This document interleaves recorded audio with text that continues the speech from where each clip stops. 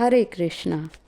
अगर आप भगवत गीता पढ़ना चाहते हैं लेकिन समय नहीं निकाल पा रहे हैं तो आज मैं आपको एक ऐसा आसान तरीका बताऊंगी जिससे आप बिज़ी शेड्यूल में भी धीरे धीरे पूरी भगवत गीता पढ़ सकते हैं। सबसे पहले आप 2 भगवत गीता अपने पास रखिए। एक बड़ी भगवत गीता जिसमें श्लोकों का विस्तृत अर्थ और गहरी व्याख्या दी गई हो, और दूसरी छोटी भगवत गीता जिसमें श्लोक और उनका शॉर्ट में अर्थ दिया गया हो।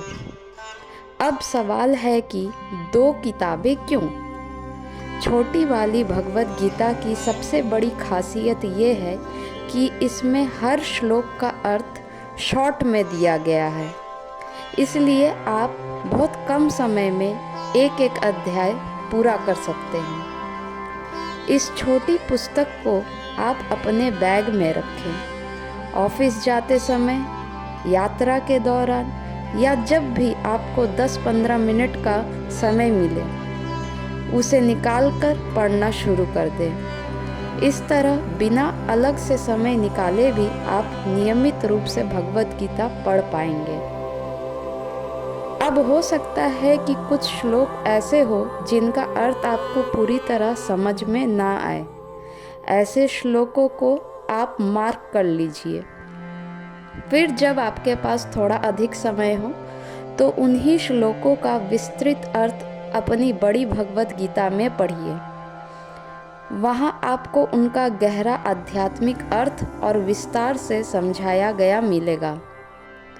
अगर आप पुस्तक खरीदना नहीं चाहते तो आजकल भगवत गीता के कई अच्छे मोबाइल ऐप भी उपलब्ध हैं। आप उन्हें डाउनलोड करके भी पढ़ सकते हैं। स्क्रीन पर मैं उस ऐप की इमेज लगाई हुई हूँ, आप देख सकते हैं। एक और छोटी सी सलाह, आप पहली बार भगवत गीता पढ़ रहे हैं तो शुरुआत में हर श्लोक को याद करने या उसका गहन अध्ययन करने की चिंता मत कीजिए। पहले पूरे अध्याय का अर्थ समझने पर ध्यान दीजिए। जब एक बार पूरी भगवत गीता पढ़ ले तब दूसरी बार श्लोकों को और उनके गहरे अर्थ का अध्ययन कीजिए। इससे पढ़ाई भी आसान लगेगी और ज्ञान भी धीरे धीरे मन में उतरता जाएगा। अंत में भगवत गीता पढ़ते समय कुछ बातों का ध्यान रखें।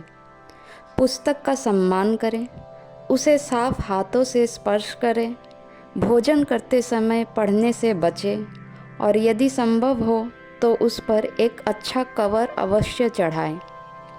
याद रखिए, भगवत गीता पढ़ने के लिए घंटों का समय नहीं बल्कि नियमितता की आवश्यकता होती है। रोज़ थोड़ा थोड़ा पढ़ेंगे तो एक दिन पूरी भगवत गीता भी पढ़ लेंगे और उसका ज्ञान भी जीवन में उतरने लगेगा। राधे राधे।